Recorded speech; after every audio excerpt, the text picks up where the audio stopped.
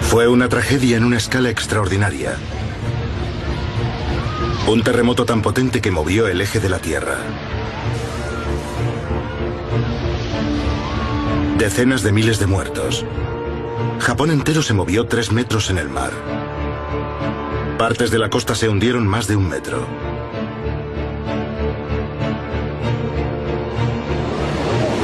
¿Qué fuerzas se unieron para crear ese terrorífico desastre? Un equipo de científicos está investigando. Nunca antes habíamos contado con tanta abundancia de datos. En este terremoto no hay misterios, sabemos qué ocurrió exactamente. La costa de Japón está en ruinas. Increíblemente, podría haber sido aún peor. Esta es la historia inédita de cómo la ciencia salvó vidas y cómo los científicos están averiguando qué fue lo que ocurrió exactamente. El tsunami de Japón. ¿Cómo ocurrió?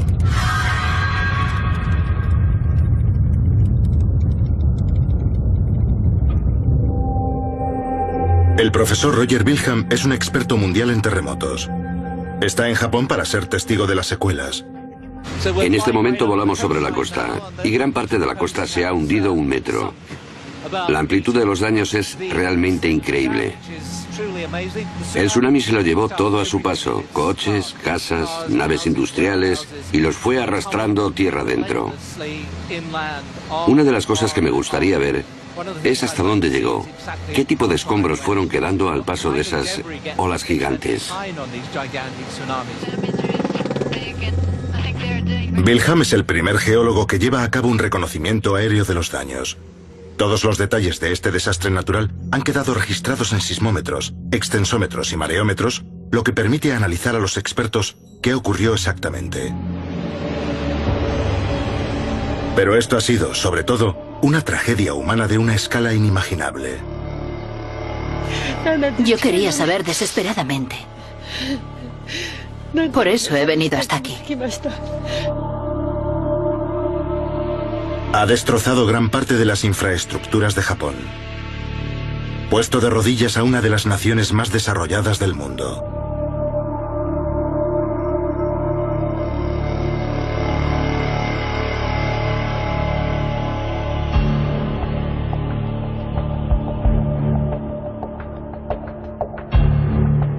Mientras los equipos de rescate buscan entre los escombros, Wilhelm y otros científicos de todo el mundo asumen el reto de entender este terremoto gigante con la esperanza de evitar algún día tantas pérdidas de vidas.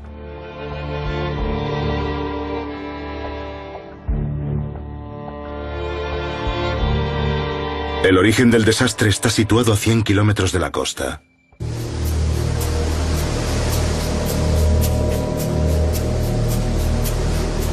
A 6 kilómetros por debajo del agua, la Tierra se deformó en una vasta colisión a cámara lenta.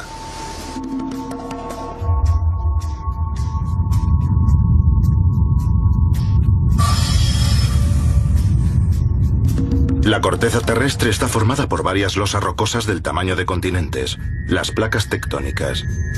Japón está situado sobre una de las líneas divisorias entre esas placas. La placa del Pacífico se desplaza 8 centímetros al año, la misma velocidad a la que crecen las uñas. La placa del Pacífico se mete por debajo, enganchando y arrastrando parte del terreno en su recorrido. La placa en la que se asienta Japón se comprime y se comba bajo la presión. Una tensión inmensa se ha ido acumulando a lo largo de décadas y de siglos. La energía que provocó este terremoto lleva 200 años acumulándose. Está causada por el movimiento de la placa del Pacífico hacia la placa de Eurasia. Piensen en una goma elástica gigante que llevara 200 años tensándose. El 11 de marzo de 2011, a las 2:46 de la tarde, hora japonesa, la tensión llegó a un punto de ruptura. La cantidad de energía liberada en un terremoto de este tamaño es enorme y hay que medirla en unidades muy grandes. Si la comparamos con la bomba atómica que destruyó Hiroshima, este terremoto fue probablemente como 2 millones de veces aquello. Una cantidad de energía impresionante. Eso irradió ondas de choque. Las más veloces, conocidas como las ondas P, viajaron a 6 kilómetros por segundo.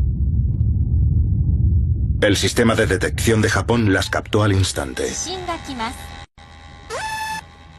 En cuestión de segundos, antes de que nadie se diera cuenta de lo que ocurría, se iluminaron las advertencias automáticas de todo el país. Un anuncio generado por ordenador interrumpió una emisión del Parlamento japonés. Cuando el sistema de advertencia se puso en marcha, la ciudad costera de Sendai, a solo 100 kilómetros de donde terremoto, temblaba ya. Las ondas de choque llamadas ondas S, más lentas pero más destructivas, habían llegado ya. Esas ondas viajan a 3 kilómetros por segundo. Hundieron el noroeste de Japón en el caos.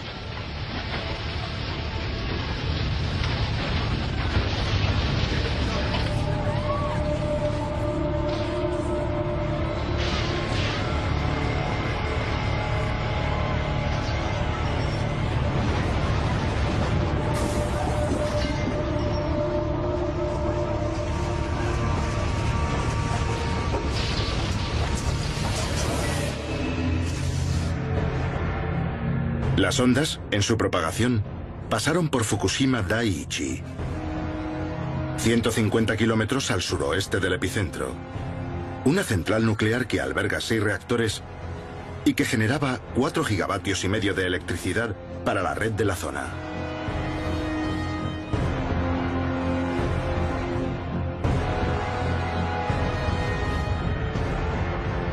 Esta grabación de un pueblo cercano a la central nos da una idea de la potencia del terremoto.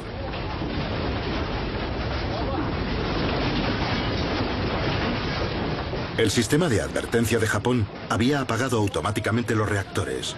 Enfriarlos llevaría tiempo. Cuando piensas en un apagado, piensas que ya no hay peligro porque está apagado. Pero el núcleo del reactor estaba todavía muy caliente. Si tenemos una bandeja en el horno y lo apagamos, el horno sigue calentando dentro, después de haberlo apagado. Después del apagado, los generadores diésel de urgencia entraron en acción para bombear refrigerante a través de los núcleos de los reactores. Fukushima sobrevivió intacta al terremoto, pero había un gran problema. Está situada a metros del mar. A 11.000 kilómetros de distancia, el personal del Centro de Alerta de Tsunamis del Pacífico en Hawái recibía mensajes en sus buscas. A los 10 segundos de que empezara el terremoto, sus efectos ya eran monitorizados en todo el mundo. Japón tiene muchos sismómetros. Hubo mucha información muy pronto. Cuando nos llegó el mensaje, aún no había terminado el terremoto. Las primeras indicaciones, una magnitud de unos 7 grados. Pero a medida que llegaban los datos, empezaba a subir. 7,5, 7,7, más de 8. La reacción inmediata de todo el mundo fue que eso no era posible. Porque en la historia de Japón nunca había habido un terremoto superior a 8,4. Aumentó la intensidad de lo que hacíamos, porque sabíamos que lidiábamos con algo muy grande, algo que podía afectar a toda la cuenca del Pacífico. Nos dimos cuenta de lo fuerte que era.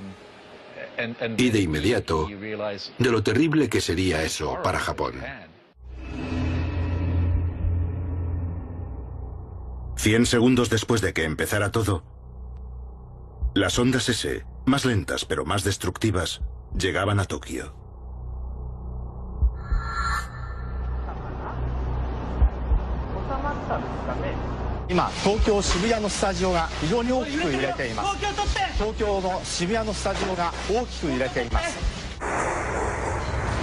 Con 60 segundos de aviso previo, Tokio estaba ya preparada. Pero no para esto.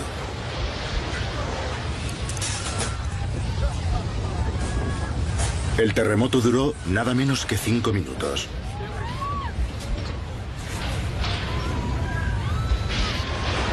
Un geólogo estadounidense estaba aquel día en la ciudad. Esperábamos que terminara a los 10, 15, 20 segundos, algo así. 1 minuto como mucho. Hacia el minuto 3 o 4 estábamos atónitos de que aquello siguiera y siguiera y siguiera. Lo distinto de un terremoto grande es que empieza, pero no se detiene. Nos mirábamos unos a otros diciendo, ¿se ha terminado ya? No, continúa.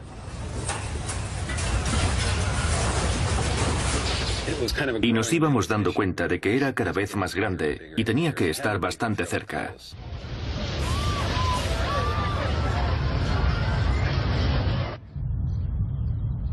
En un parque cercano, un turista estadounidense vio abrirse el suelo a sus pies. Nadie había grabado nunca eso en el momento de ocurrir. La grabación muestra una característica de los terremotos: la licuefacción. Cuando el suelo se comprime, el agua se exprime y sube hacia la superficie.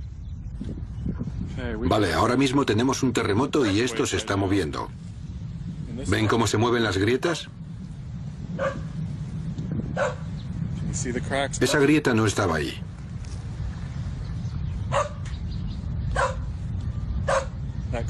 Esa grieta se agranda y se reduce. Avanza y retrocede. Y ahora está saliendo agua por todo el parque.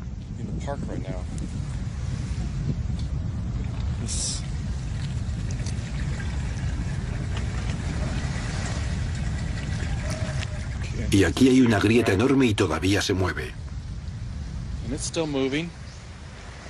Va adelante y atrás, oscilando. Me está poniendo nervioso, porque este suelo podría ceder. No sé. En los días siguientes, los científicos incrementarían la magnitud del terremoto hasta el 9. Los sistemas de aviso funcionaron, y la mayoría de los edificios seguían en pie. Pero antes de que terminara el terremoto, todos en Japón sabían que faltaba lo peor. Quedaban solo minutos para que llegara un tsunami. La pregunta ahora era cuántos podrían escapar a tiempo.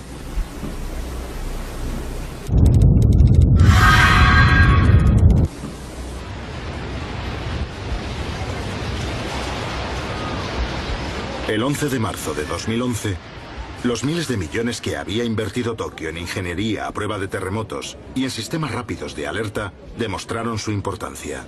Salvaron las estructuras de la ciudad y a sus habitantes. Luego, llegó el tsunami.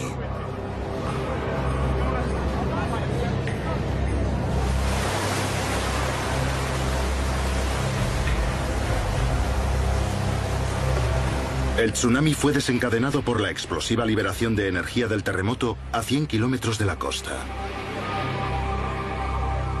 ¿Qué lo causó? A lo largo de los siglos, la parte japonesa de la falla tectónica había sido comprimida y arrastrada hacia abajo por la placa del Pacífico, que se metía debajo de ella. La placa superior se comporta básicamente como un bloque de goma. Se comprime como un muelle de este modo, y cuando sucede el terremoto, el muelle salta. El empujón repentino hacia arriba de una masa de roca tan gigantesca elevó una masa de agua de 6 kilómetros de profundidad hacia la superficie del mar. Al colapsarse nuevamente hacia abajo, olas inmensas cruzaron el océano. No como las olas normales, sino más bien como las ondas de choque de una explosión. Solo tenían 1 metro de altitud, pero medían más de 100 kilómetros de delante a atrás y se desplazaban a una velocidad terrorífica.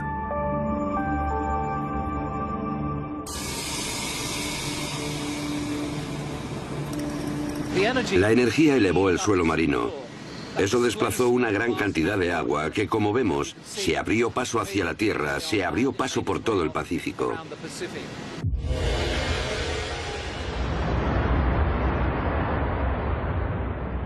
Un lado de la ola cruzó a toda velocidad por el Pacífico. El otro lado corrió hacia la costa de Japón. Los tsunamis viajan muy deprisa, a una velocidad que depende de la profundidad del agua. Si se produce en el océano profundo, el tsunami viaja muy deprisa. Llega a alcanzar la velocidad de un avión a reacción. A más de 800 kilómetros por hora, la ola tardó solo unos minutos en llegar a la costa. Allí, la menor profundidad frenó la parte frontal de la ola. Pero la parte trasera, más veloz, seguía avanzando. Empezó a adelantar a la parte frontal. El aumento de la presión empujó al agua hacia arriba, produciendo una marea en ascenso.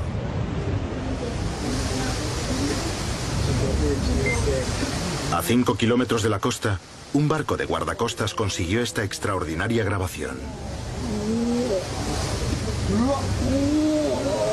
El tsunami encabritándose a medida que la profundidad disminuía. Luego, cuando llegaron a la cima de la primera ola, se acercó una segunda por detrás. La marea alta se convirtió en una ola rompiente, cuya parte trasera seguía empujando, succionando el mar por delante de ella. Lo primero que pareció ocurrir fue que el mar se alejaba de la tierra, y parte de la grabación que hemos visto muestra la gran cantidad de costa que quedó al descubierto, y luego el tsunami creció fuera de la costa y la dinámica de la ola lo transportó tierra adentro. Probablemente, 1 kilómetro cúbico de agua golpeó la tierra y siguió avanzando hasta que se quedó sin fuerza. Esas imágenes increíbles captaron el momento en el que retrocedió el mar, cuando rugió la primera ola. Había llegado el tsunami. El efecto de las olas fue curiosamente impredecible. A primera vista parecía que no había un patrón discernible sobre dónde golpeaba ni cuándo. Primero le tocó a Ufunato en el norte. Después a Sendai en el sur. Y Miyako otra vez en el norte.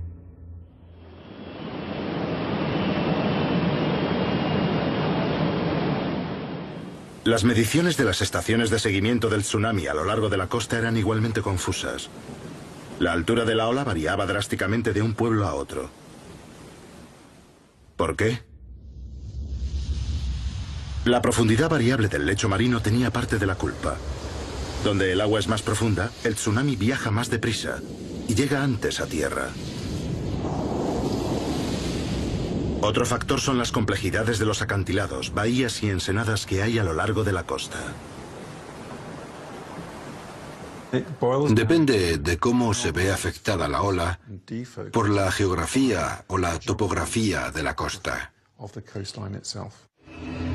Esto es Ofunato, el primer lugar donde golpeó la ola. El agua profunda cerca de la costa ofrecía poca resistencia a la ola.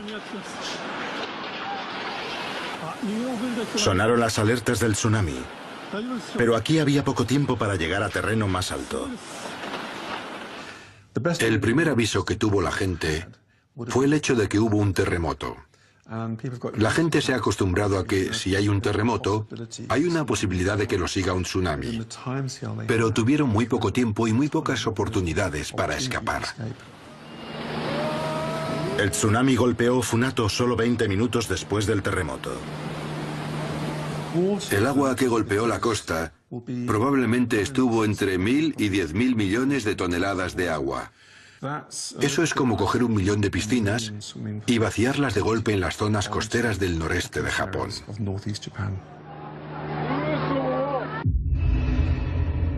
15 minutos después, el tsunami golpeaba Sendai, a 116 kilómetros al sur.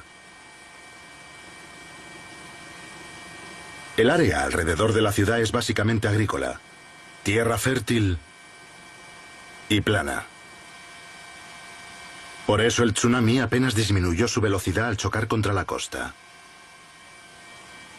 La tierra plana era también ideal para un aeropuerto. Se inauguró hace solo 4 años y a solo 1 kilómetro de la costa quedó completamente inundado.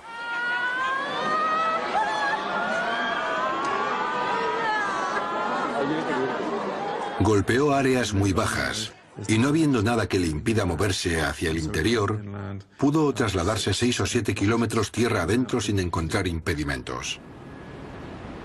Si no hay gran cosa que lo frene, la longitud de onda del tsunami es tan grande que no parará hasta que alcance algo, algún terreno alto, o seguirá avanzando.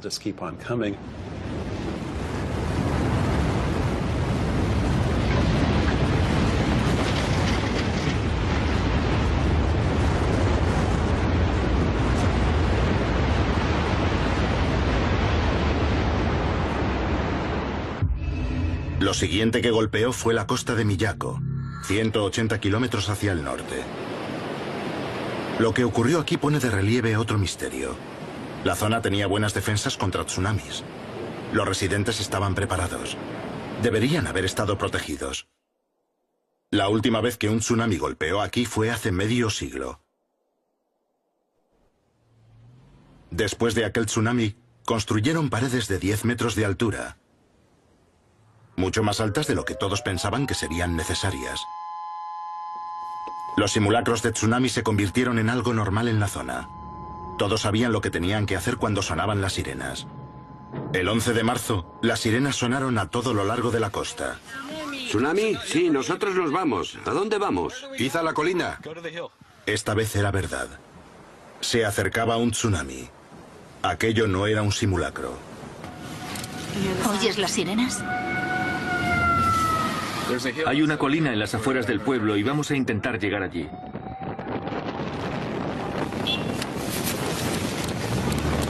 Es una medida de precaución, pero nunca se sabe.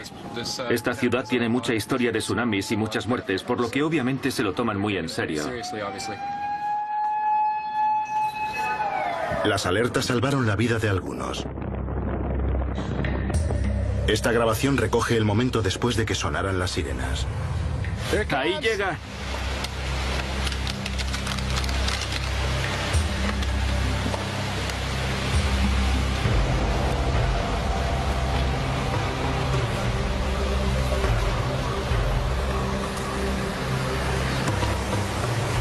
El tsunami pudo con las defensas de la costa.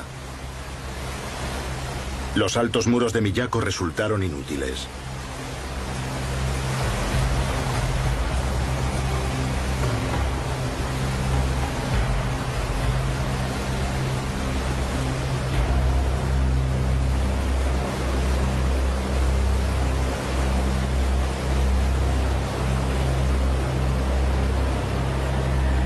Aquí murieron muchísimas personas.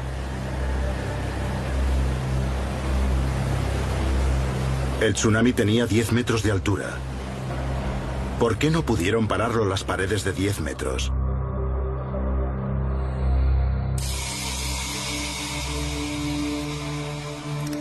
Con miles de sensores colocados a lo largo de la costa, los científicos tienen ya parte de la respuesta. El hecho de que la costa bajara implicaba que el mar tenía mucho espacio al que ir. Básicamente, llenó el espacio vacío que dejó el hundimiento. Varios pueblos han quedado completamente arruinados, sin supervivientes.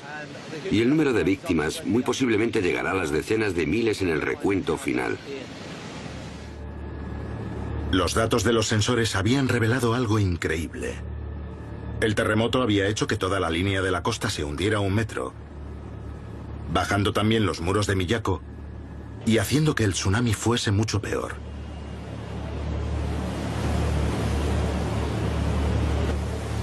Ese hundimiento puso en peligro a todos los pueblos a lo largo de la costa.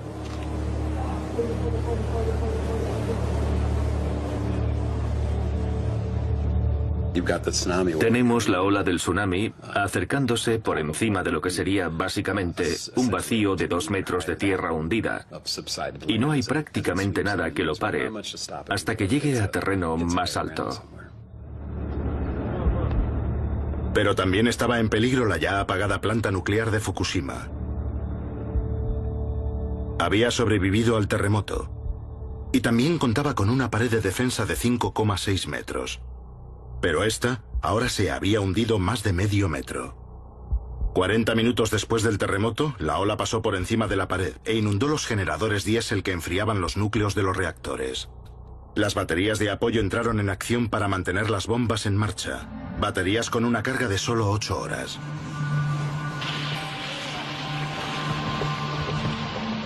Con miles de muertos ya confirmados,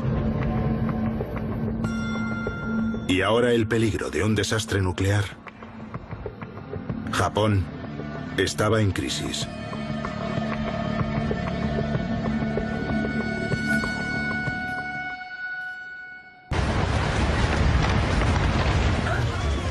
A las 2:46 del viernes 11 de marzo, Japón sufrió su terremoto más potente en 1000 años. Un terremoto de magnitud 9 hizo temblar la tierra. Después, un tsunami gigante la sepultó.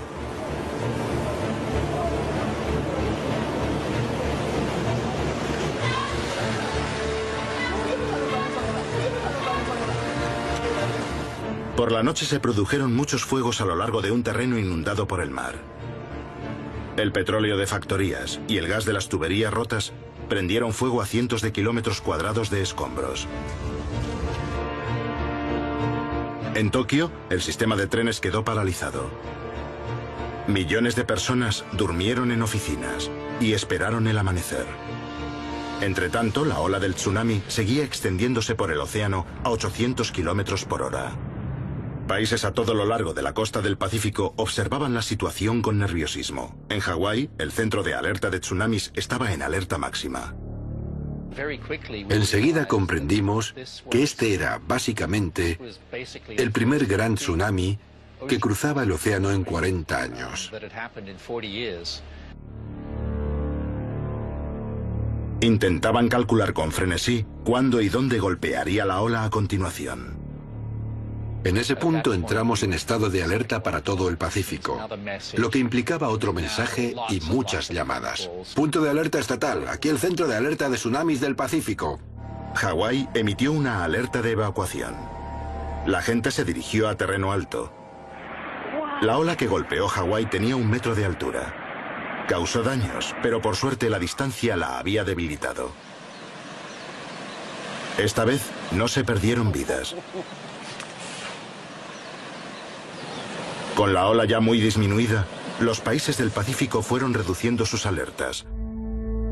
Pero Japón despertó a una pesadilla. Diferentes partes de la costa habían sufrido diferentes efectos. El periodista del Canal 4, Callum McRae, se desplazó a lo largo de la costa japonesa para comparar los niveles de destrucción y descubrir hasta dónde llegaban los daños del tsunami.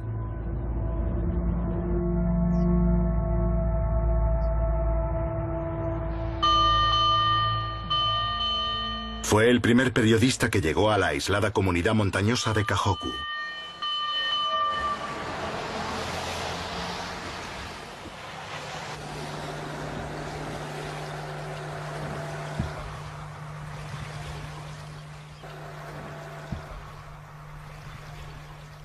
Estamos en las montañas, a 8 kilómetros de la costa.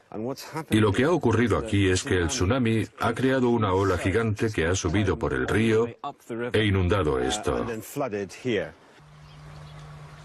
Sorprendentemente, este lago de agua marina está a más de 100 metros sobre el nivel del mar. Normalmente aquí solo hay un río pequeño, muy pequeño.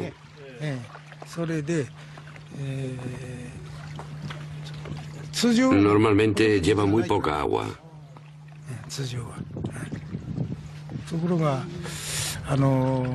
La primera ola del tsunami no nos afectó, pero con la segunda ola, el agua empezó a llegar hasta aquí. A la mañana siguiente estaba todo esto inundado.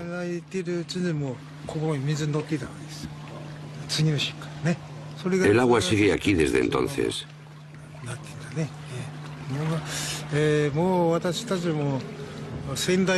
Tengo 70 años y nunca había visto nada igual. Nunca. Los habitantes de la zona temen que al retirarse el agua, deje al descubierto cuerpos arrastrados hasta aquí desde la costa. Viajando hacia el norte, al principio el pueblo de Ofunato parecía intacto. Miren allí. Esas casas parecen no haber sufrido daños. Incluso tienen electricidad aquí. Es rarísimo. Más cerca de la costa, era otra historia.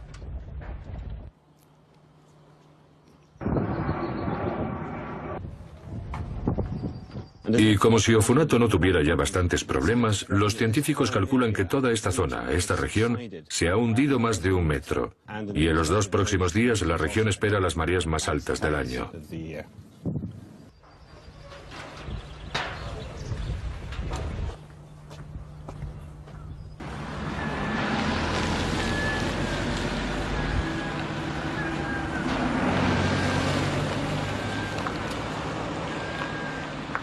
El mar está a 500 metros hacia allí abajo. Y sin embargo, aquí tenemos esto. Es algo increíble ver esto. El tsunami ha arrastrado todo esto hasta aquí arriba. Y lo sorprendente, lo que resulta todavía más increíble, es lo que esto expresa del tamaño del tsunami. Porque el Centro Meteorológico de Japón acaba de sacar cálculos provisionales que dicen que el tsunami que golpeó esta zona medía unos 3,5 metros de alto. Ahora bien, aquí estamos entre 7 y 8 metros sobre el nivel del mar, e incluso con la elevación. El hecho de que pudiera traer todo eso hasta aquí arriba sugiere que el tsunami aquí era mucho más alto de 3,5 metros. Esto resulta extraño incluso entre tanto caos.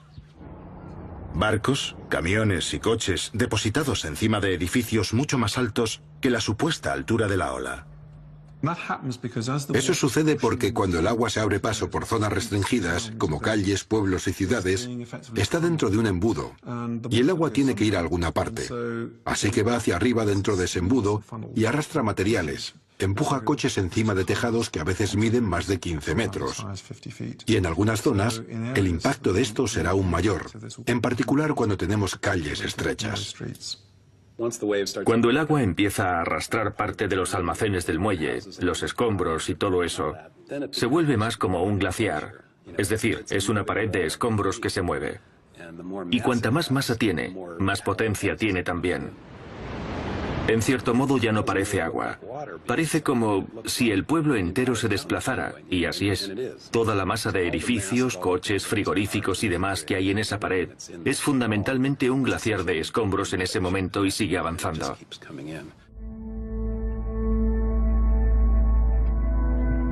Esto es Minami Sanriku, un pueblo que fue barrido del mapa.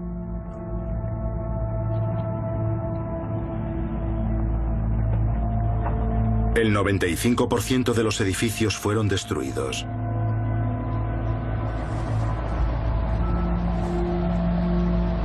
La mitad de la población, más de 10.000 personas, ha desaparecido.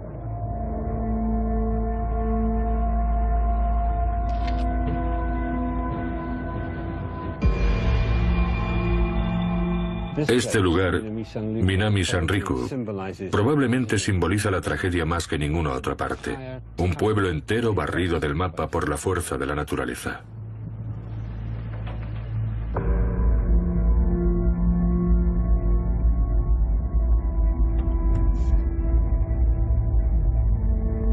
Resulta difícil imaginar lo que debe pensar alguien cuando ve eso yendo hacia él. Y al golpear la costa, empieza a arrastrar escombros, arrastra edificios, coches y cosas, y acaba siendo una masa terrorífica que atraviesa pueblos, ciudades y campos, arrasándolo todo a su paso. Ya sería bastante malo si fuera solo agua. Pero como está llena de coches y no puedes nadar contra ella, ni flotar contra ella, ni hacer nada, es como si estuvieras delante de una excavadora que moviera el pueblo entero.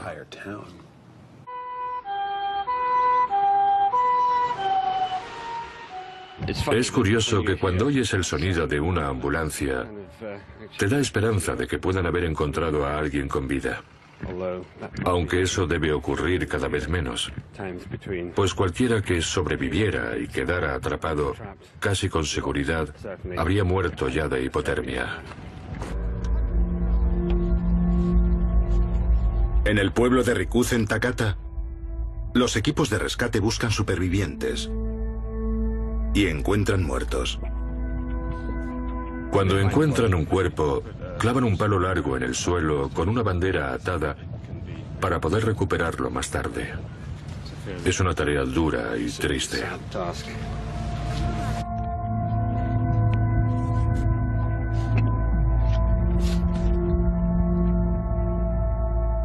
De hecho, no buscan solo cuerpos. Recogen también efectos personales, como este.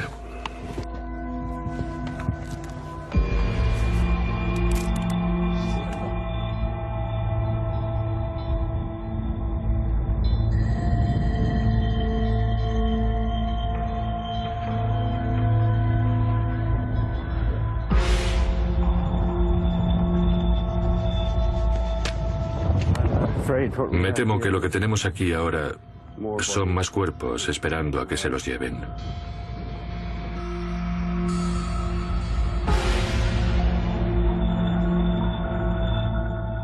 El tsunami no había terminado todavía con Japón. En la central nuclear de Fukushima, lo que había empezado como el fallo de un generador, se empezaba a convertir rápidamente en la mayor crisis nuclear desde Chernóbil. Dejaremos las ventanillas cerradas y me pondré una mascarilla.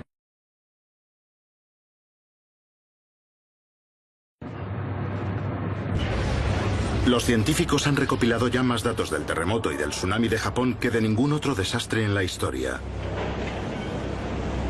Cuando el profesor Roger Wilhelm regresa a Tokio después de su reconocimiento aéreo, la vulnerabilidad de la ciudad resulta muy clara. Hay 30 millones de personas a menos de 2 metros sobre el nivel del mar. Y un tsunami aquí sería devastador. De pronto, un problema. Acabamos de tener un terremoto grande. ¿De verdad? Sí, así que... Acaban de decirnos desde tierra que ha habido un terremoto que ha dañado el helipuerto. Ahora están comprobando los daños. No sabemos cómo de grande ha sido el terremoto, pero obviamente ha sido una réplica. Una réplica muy grande ha golpeado Tokio, de magnitud 6,2. En la semana que siguió al terremoto principal hubo más de 500 réplicas a lo largo de la falla. Estos son datos reales de sismómetros de Japón. Cuanto más grande el círculo, mayor es la réplica. El temblor ha cesado ya. Voy a proceder. Por fin, el helicóptero de Wilhelm tiene permiso para aterrizar. Los daños en Tokio resultan evidentes ya en el helipuerto. Veo la pista aquí, que debería estar oscura por todas partes. Está manchada de blanco en algunos lugares. De hecho, por esta grieta ha salido arena, y hay otra allí y otra más allí. Estamos muy cerca de la costa y la sacudida del suelo durante el terremoto ha hecho que la ola subterránea haga subir arena licuada hacia arriba. Precisamente el mismo fenómeno, la licuefacción, que se grabó durante el terremoto. Y aquí hay un viejo volcán de barro. Viejo. Tiene 3 días. ¿Pueden ver cómo sale el barro por la parte de arriba? Aquí estamos a más de 300 kilómetros del epicentro. Y aquí hay una grieta en la zona de aterrizaje del helipuerto. Sigue a todo lo largo de aquí y en algunos lugares puedes ver hasta 1 metro más abajo. Aquí se separa en 2. Esta va por aquí y podemos ver una diferencia de altura en este borde de la pista. Cuando la corteza terrestre se sacudió durante el terremoto principal, se propagaron más tensiones por la falla. Se alivia la presión en un lugar y se acumula en otros, provocando las réplicas. Lo que ven aquí es cómo sucedieron esas réplicas durante un periodo de 1 semana después del temblor principal. Y esa zona naranja delineada por esos puntos naranjas nos da la imagen de la zona de la falla situada a lo largo del límite de la placa que se rompió en el terremoto. Cada una de las réplicas se cobra un precio en una población ya asustada.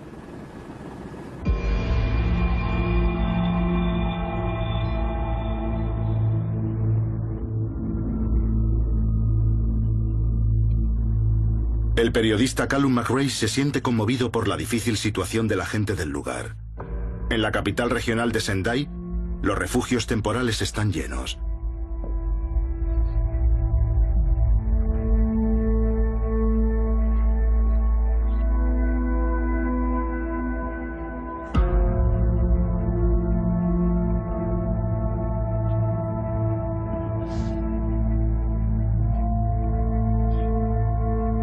Pero en una ciudad oscurecida y asolada, parece que hay al menos una persona que intenta aferrarse a la normalidad. Estamos en Zendaya, a 300 o 400 metros de la orilla, en medio de una escena de caos apocalíptico. Hace frío, está oscuro, no hay electricidad en ninguna parte. Y sin embargo, ahí arriba, en ese bloque de pisos abandonados, hay una luz en el último piso. Un hombre, una familia quizá, intentan sobrevivir en este caos.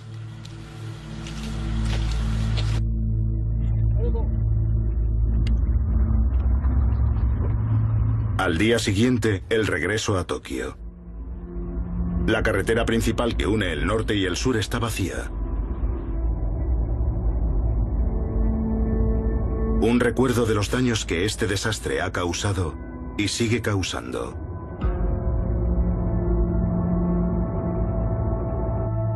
Si terminara aquí, este sería ya uno de los peores accidentes nucleares de la historia y nos enfrentamos todavía a la posibilidad de que se produzca la fusión del núcleo. El sábado han detectado 2 sustancias radiactivas, tesio y yodo, cerca del reactor número 1 de la central. La central nuclear de Fukushima está a 60 kilómetros en esa dirección. Esos son unas 39 millas, creo. Y tenemos las ventanillas cerradas y vamos deprisa. ¿Quién sabe si eso es seguro? Los consejos son contradictorios. El gobierno estadounidense ha propuesto una zona de exclusión de 80 kilómetros. Y, por supuesto, estamos dentro de esa zona. Por otra parte, el gobierno japonés dice que estás bien siempre que no te acercas a menos de 30 kilómetros. ¿Cómo saberlo, pues? Nadie lo sabe. Pero seguiremos con las ventanillas cerradas y me pondré una mascarilla. La mascarilla queda bien, ¿eh? El peligro que representa la planta de Fukushima sigue sin estar claro. Entretanto, los científicos han empezado a analizar el sorprendente número de réplicas que siguen sacudiendo Japón. El temblor principal fue seguido por cientos de terremotos de magnitud 5, docenas de magnitud 6 y un puñado de magnitud 7. Cuando tienes un patrón de un terremoto seguido de otro más grande, nunca sabes si va a volver a ocurrir. El sistema de alertas de terremotos de Japón sí salvó vidas. Y el sistema de alertas de tsunamis de Hawái también salvó a miles. Cuando el tsunami cruzaba el océano, el centro de alerta no lo perdía de vista.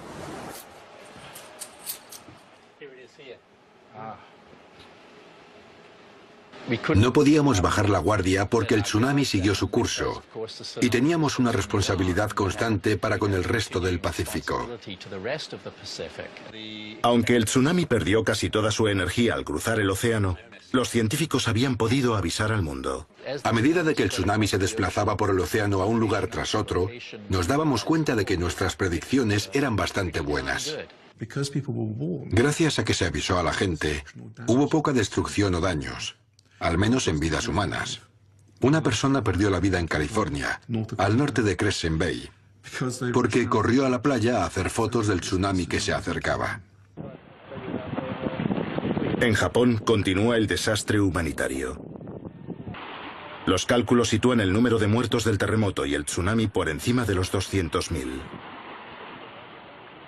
La reconstrucción durará generaciones. Los científicos continúan con el análisis. De todos los datos que han reunido, emana todavía una amenaza muy clara. Los expertos llevan años advirtiendo de un terremoto grande, seguido de un tsunami cerca de Tokio. Las líneas de la falla debajo del mar al sur de Tokio están peligrosamente tensas, pero esta vez el terremoto se produjo en el norte. Lo que se esperaba es un deslizamiento de la placa de Filipinas hacia el norte, hacia la placa euroasiática, y lo que ha ocurrido ha sido un deslizamiento de la placa del Pacífico hacia la placa euroasiática. A veces un terremoto grande ocasiona un deslizamiento del siguiente parche de la placa. Todos los ojos están puestos en lo que ocurrirá, en cómo ha tensionado este terremoto la parte vecina del límite de la placa. Tenemos que entender que toda esta zona tiene un nivel muy alto de tensión y está preparada para ceder. Y ya se esperaba que cediera en cualquier momento, y este terremoto habrá acercado más ese momento. La cuestión es hasta qué punto lo ha acercado. Cuando se produce un terremoto como este, básicamente toda la tensión que libera en la corteza terrestre se transfiere a otra parte, no desaparece. Añade carga a otras partes de la corteza. Las zonas más densamente pobladas sobrevivieron bastante indemnes. La próxima vez podría ser diferente. Una zona de gran preocupación es Tokio, la ciudad más grande del mundo. Podría haber un terremoto importante en Tokio que resultara muy dañino en esta zona tan densamente poblada. Si tuviera que elegir un lugar en el que situar una de las mayores economías industriales del planeta, yo no elegiría esa parte de la costa del Pacífico. Podría suceder ahora mismo o puede que no suceda en una década. La cuestión es si este terremoto en concreto ha sacudido tanto la región como para adelantar la fecha de ese terremoto. Es estúpido pensar que podemos parar los fenómenos naturales. Lo que tenemos que hacer es aprender a vivir con ellos y minimizar las consecuencias cuando ocurren y minimizar también el tiempo de recuperación. Es muy difícil que la ciencia nos proteja de terremotos y tsunamis. Lo que puede hacer la ciencia es ayudar a arquitectos e ingenieros a construir edificios más fuertes, diseñar edificios y ciudades más resistentes. No podemos evitar que esas cosas ocurran, no podemos impedirlo, pero sí que podemos prepararnos para ellas.